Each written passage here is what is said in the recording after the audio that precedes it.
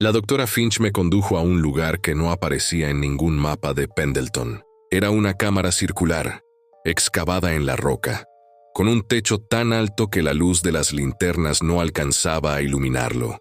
Las paredes estaban cubiertas de inscripciones, símbolos que no reconocí, escrituras anteriores a cualquier idioma que hubiera conocido.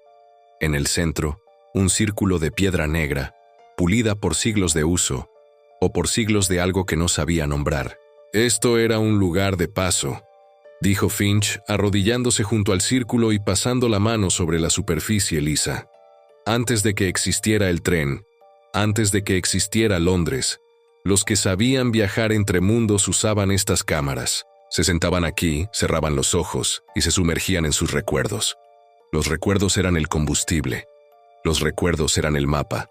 Los recuerdos eran todo. Se incorporó y me miró con sus ojos grises, fríos como el acero, pero con un brillo que no era frío. Era el brillo de alguien que ha visto demasiado y ha aprendido a no apartar la mirada.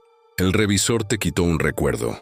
El primero, el más antiguo. ¿Cómo te sientes? Vacío, respondí, y la palabra salió antes de que pudiera pensarla. No es que haya olvidado lo que pasó. Recuerdo que había una noche estrellada. Recuerdo a mi madre.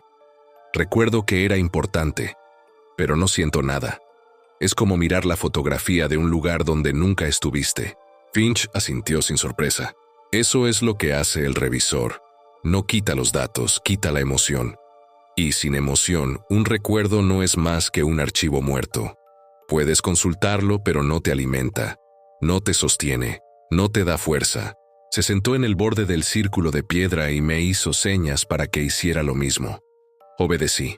La piedra estaba fría, pero cuando me senté, sentí una vibración, un pulso, como si debajo de nosotros hubiera algo vivo, algo que latía al ritmo de algo más antiguo que el tiempo. Los recuerdos son la única moneda que vale aquí abajo, continuó Finch.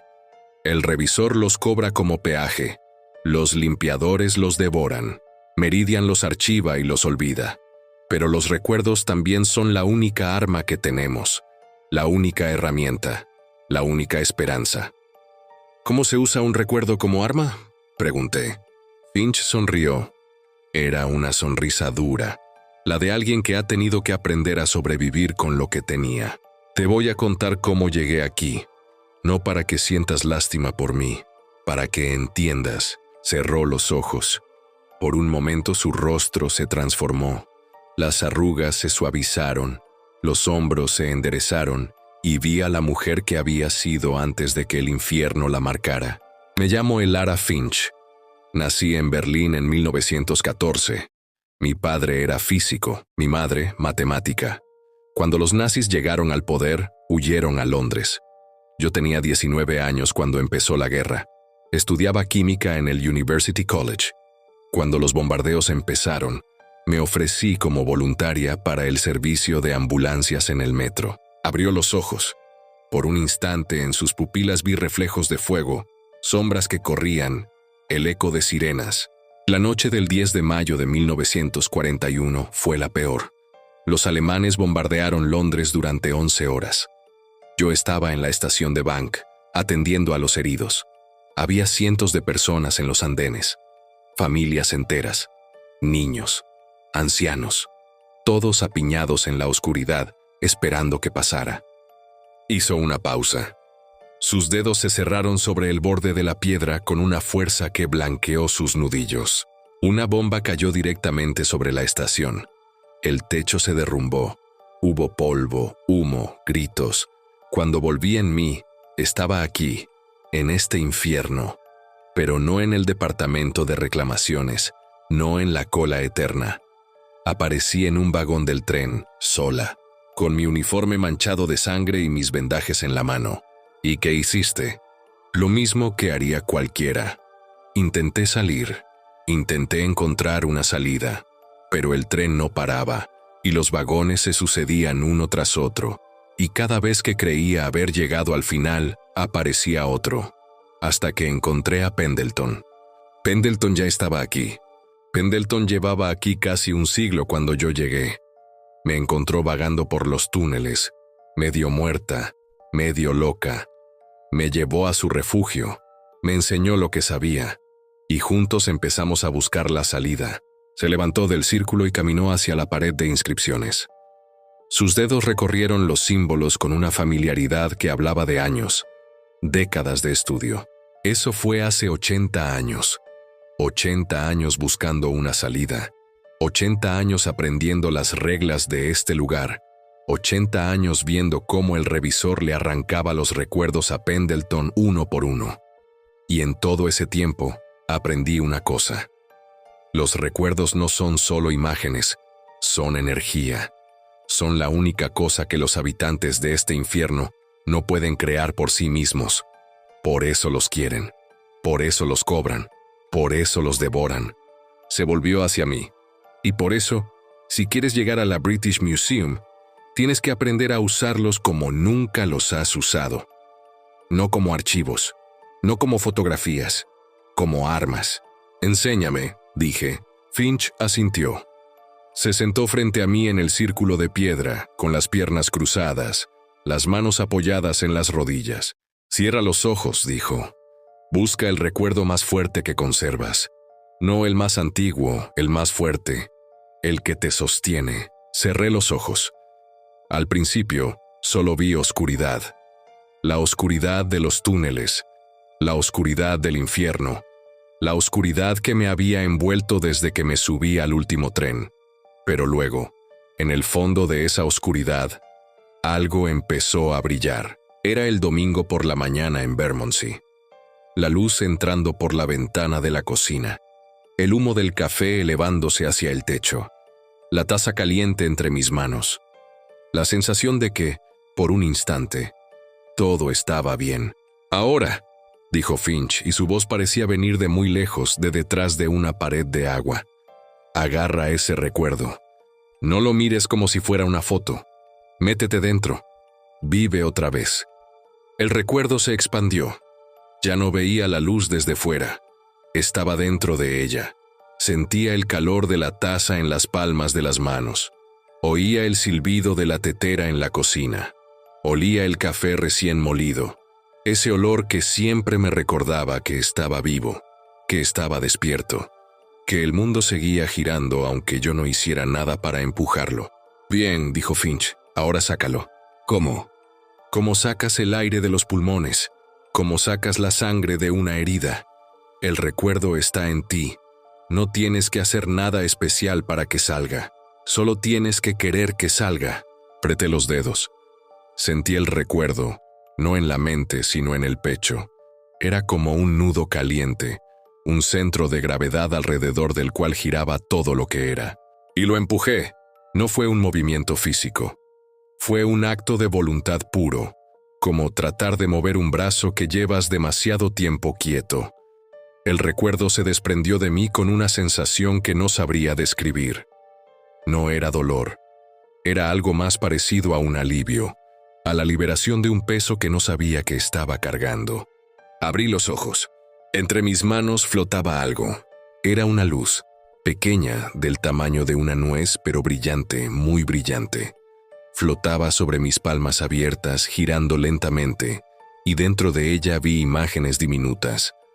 La cocina de Bermondsey, la taza de café, la luz del sol entrando por la ventana. Eso, dijo Finch, y su voz tenía un dejo de asombro que no había tenido antes. Eso es un recuerdo, no una copia, no una foto, el recuerdo mismo.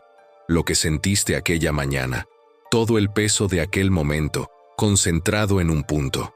La luz flotaba entre mis manos, cálida, vibrante. Sentía su calor en las palmas, en el pecho, en la cara. Y mientras la miraba, entendí algo que no había entendido antes. Ese momento en la cocina no era solo un momento. Era una promesa. La promesa de que había algo en el mundo que valía la pena. Algo que no era trabajo ni números ni reclamaciones denegadas. Algo que era solo mío. Ahora, dijo Finch, apágalo. ¿Qué? Apágalo. Vuelve a meterlo dentro. Un recuerdo no es un objeto, Liam, es parte de ti. Si lo dejas fuera demasiado tiempo, se debilita, se desgasta. Y al final se va. Cerré las manos sobre la luz. Sentí cómo se filtraba entre mis dedos, cómo se hundía en mi piel, cómo volvía a su lugar en el centro de mi pecho. Cuando abrí las manos, había desaparecido. «Bien», dijo Finch. «Ese es el primer paso. Sacar el recuerdo y volver a guardarlo. Ahora vamos a hacer algo más difícil». «¿El qué?» «Vas a usar ese recuerdo para abrir una puerta». Me llevó al fondo de la cámara, donde las inscripciones eran más densas, más profundas. Allí, en la pared, había algo que no era piedra. Era una membrana, como una cortina de agua congelada que brillaba con una luz azulada. «Esto es un umbral», dijo Finch. «Separa esta cámara de los túneles inferiores. Para cruzarlo necesitas un recuerdo, no cualquier recuerdo, uno fuerte, uno que te defina. ¿Y si lo uso para cruzar, lo pierdo?» «No, lo usas, no lo entregas. Es como la llave que abre una puerta. La llave no desaparece cuando abres la cerradura, pero se gasta. Cada vez que usas un recuerdo así, pierde un poco de su fuerza. Úsalo demasiadas veces y acabará desvaneciéndose. Como los de Pendleton». Pensé en Pendleton, en sus mapas, en sus siglos de espera, en los recuerdos que había ido entregando uno por uno hasta convertirse en un cascarón vacío. ¿Cómo sé cuándo usarlo y cuándo guardarlo? Finch me miró con una expresión que no supe descifrar. Esa es la pregunta, ¿verdad? Nadie puede responderla por ti. Cada recuerdo es único. Cada pérdida es única. Tú decides cuánto vale cada momento de tu vida. Y cuando lo entregas, decides si vale lo que recibes a cambio. Se apartó de la membrana. «Ahora inténtalo». Me acerqué a la cortina de luz azul. Al estar cerca, sentí su frío, su densidad, su resistencia. Era como estar frente a un muro de agua helada, algo que se podía atravesar pero que no quería ser atravesado. Cerré los ojos. Busqué el recuerdo. Lo encontré en el centro de mi pecho, caliente, vibrante. La cocina, el café, la luz del sol. Lo saqué. Otra vez la sensación de alivio, de liberación. La luz apareció entre mis manos, más pequeña que la primera vez, pero igual de brillante. La sostuve frente a mí, frente a la membrana. «Ahora», dijo Finch. «Empuja». Empujé. La membrana cedió. No fue como abrir una puerta ni como romper una barrera. Fue como sumergirse en agua tibia, como atravesar una superficie que al principio resiste y luego se abre, te envuelve, te acepta. La luz del recuerdo brilló con más intensidad, iluminando la oscuridad que había del otro lado. Y por un momento, por un instante, vi lo que había más allá. No eran túneles, no eran piedras. Era un espacio abierto, inmenso, con un techo tan alto que parecía el cielo de algún mundo que no era el mío. Y en medio de ese espacio, algo se movía. Algo grande. Algo que no quería ser visto. El miedo me golpeó como una ola. Retrocedí. La membrana se cerró detrás de mí con un chasquido que resonó en la cámara como un latigazo. Finch me miraba con una expresión que no era sorpresa. Era reconocimiento. «Lo viste», dijo. «Lo que hay ahí abajo. Lo que despertaron los ingenieros victorianos». «¿Qué es?», pregunté y mi voz temblaba. «No lo sé. Nadie lo sabe.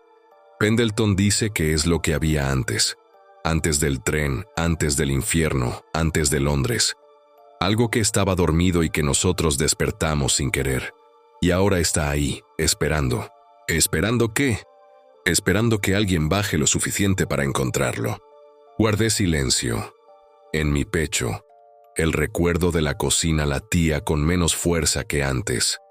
Lo había usado para cruzar la membrana, y aunque no lo había perdido, algo se había desgastado. Algo se había ido. ¿Cómo voy a enfrentarme a eso?, pregunté. Si apenas puedo cruzar una puerta con un recuerdo, ¿cómo voy a llegar hasta la British Museum? Finch se acercó. Puso una mano en mi hombro. Su tacto era seco, huesudo, pero tenía una calidez que no esperaba. No vas a enfrentarte a eso solo. Vas a entrenar. Vas a aprender. Vas a fallar muchas veces, y cada vez que falles, perderás un poco de lo que eres. Pero si tienes suerte, si tienes fuerza, si tienes algo por lo que luchar, entonces, cuando llegues al final, tendrás lo suficiente para pasar. ¿Y si no tengo suficiente? Finch me miró largamente. En sus ojos grises vi algo que no era optimismo ni esperanza. Era verdad.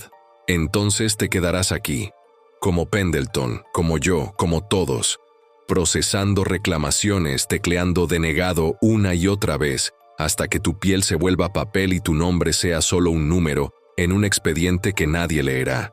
El silencio se instaló entre nosotros.